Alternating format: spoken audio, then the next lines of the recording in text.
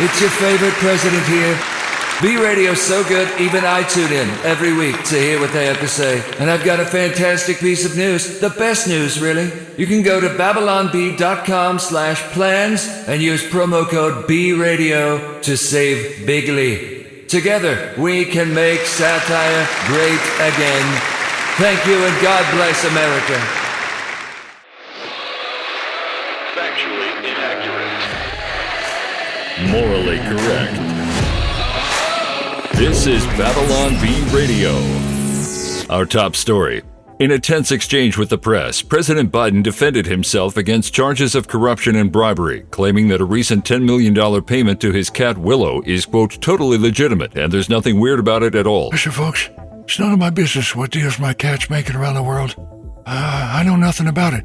Now, Willow is the smartest cat I know, and it doesn't surprise me to hear that he provided a totally real and legitimate and non-corrupt service to the Romanian government in exchange for millions of dollars, which I'm sure was fully deserved and that I've never seen. I'm not corrupt. You think I'd be president if I was corrupt? Come on, man. The president then offered journalists money in exchange for not talking about the bribery scandal. Listen, newspaper people, just drop the story, okay? Please. I'll give you $5. This is a nothing burger. I'll give this crisp new $5 bill to whoever agrees to stop talking about my highly lucrative bribery operation. Ooh, and I have some gum here, too. Who wants a delicious stick of gum? Come on, man. Journalists were also told not to worry about the $3 million Ukrainian payment to Biden's dog Major, the $12 million Chinese payment to Dr. Jill, or the dead hooker found in the trunk of Biden's Corvette.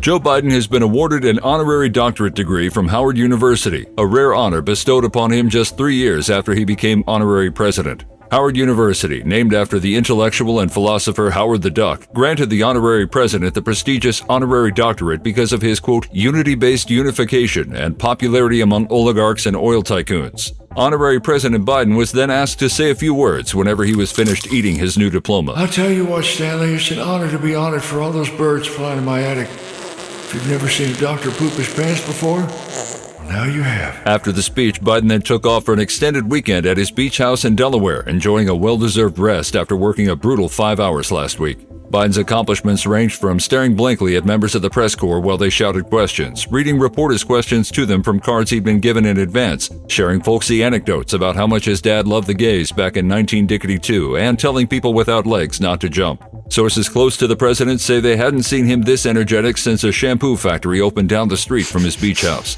Citizens across the nation are waiting in rapt anticipation to see just how much damage Biden can do this week with just a few hours of work.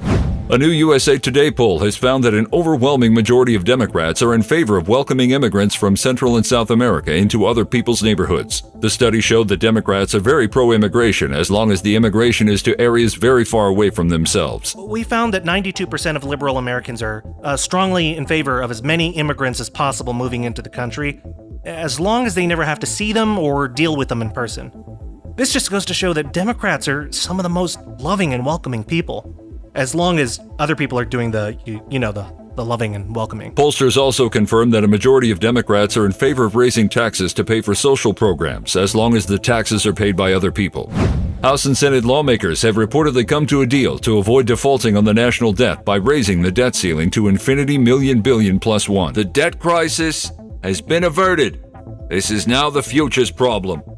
I'm going on vacation, said Senate Majority Leader Chuck Schumer. Senator Joe Manchin of West Virginia, a centrist Democrat, reportedly held out until the 11th hour before amending the proposed debt increase with a, quote, no takebacks clause. We're going to be right back here in a year if we allow takebacks. This should be a bipartisan effort. Stamp, double stamp, and no erases. Manchin then ran back to his Senate desk, which he previously declared a safe zone from further debate. Experts believe the deal will have ramifications on political dealings for years to come. According to sources, Republican lawmakers are looking into implementing, quote, no take-back legislation to protect the Second Amendment. Triple stamped it, no erases, tell Stu make it through.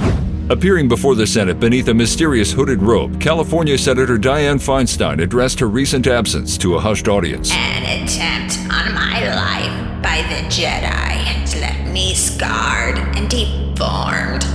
But I assure you, my resolve has never been stronger. I feel great now. The Democrat Party is a pathway to many abilities some would consider to be unnatural. Feinstein then proclaimed that she hopes to serve in Congress for another 100 years.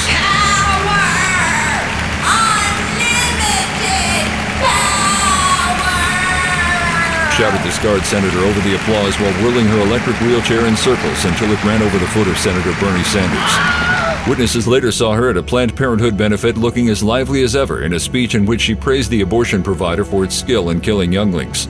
A tired, frail Senator Mitch McConnell was overheard saying, Into exile I must go.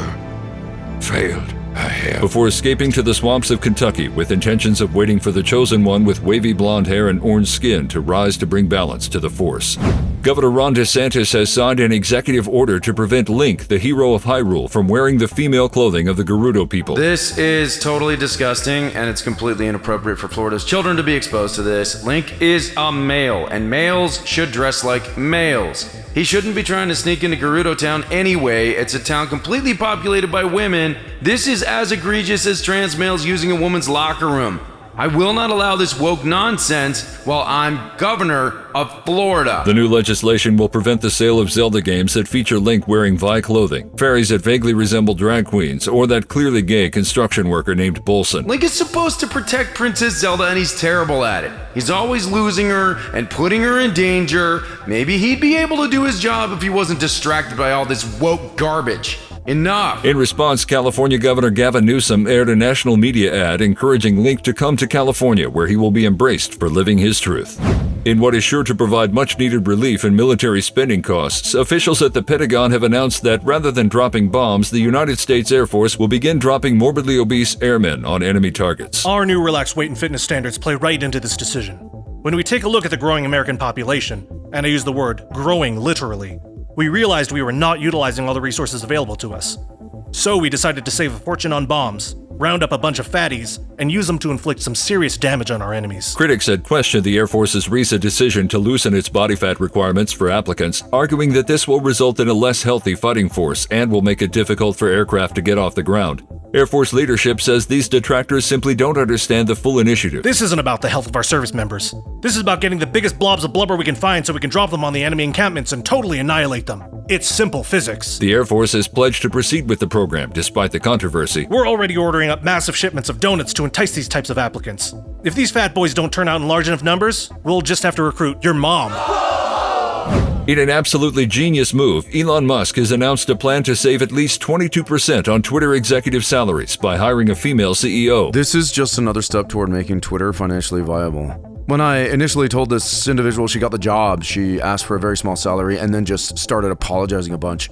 Easy savings. Sources say multiple questions remain unanswered, like whether the new CEO is an internal hire from the company, how soon she will be taking the reins, and whether she is currently carrying Elon Musk's child. The unnamed female CEO of Twitter has already announced that her first act as CEO will be to increase the tweet character limit all the way to 1 million. Seriously, like it's impossible to say anything in just 280 characters or even 10,000 characters. I mean, the other day I was trying to tweet something about how my sister's boyfriend's friends are the worst. And every time they come over, they leave a mess in the living room and I have to spend all afternoon cleaning it up with this amazing vacuum I got on sale at Target. But yeah, they're so rude, except for that one guy, Brett, who's actually kind of nice, but I used to date his brother, so it's awkward. And I don't really talk to him except for that one time he came to take care of my cats because my mom couldn't because she was out that week on vacation and couldn't help me because she said she needs to start setting boundaries and enjoying her life more. And I'm thinking, seriously? Setting boundaries with your daughter? Is that even a thing? Who sets boundaries with their daughter? So I called my dad and complained to him, and he just said I was creating drama. And I love my dad, but ugh, he's not helping, and I needed someone to take care of my cats. So Brett came over and he was being so weird at me, and I was like, why is he so awkward? I only went on like 5 or 6 days with his brother. Like, don't be weird. But he took good care of my cats, which is great because Whiskers is nice, but Mr. Mittens is kind of a jerk to strangers unless you know exactly what ratio of dry to wet cat food to give him. And if you don't do it exactly right, he'll claw your face off, which is where I got this big scratch on my face. But it totally turned out okay and it was fine, but I'm still mad about what my mom said. Like, why would you say that? So anyway, then Elon Musk called and offered me a job.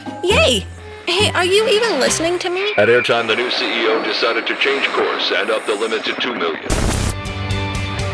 B Radio features officially curated content from the Babylon Bee, scripted, voiced, and produced by Austin Robertson. Additional voices in this episode from Brandon, Jared, and Kirsty. Subscribe to B Radio on YouTube, Spotify, iHeart, or wherever you get your podcasts, and be among the first to hear brand new episodes. And right now, save 20% with promo code BRadio at babylonbee.com/plans.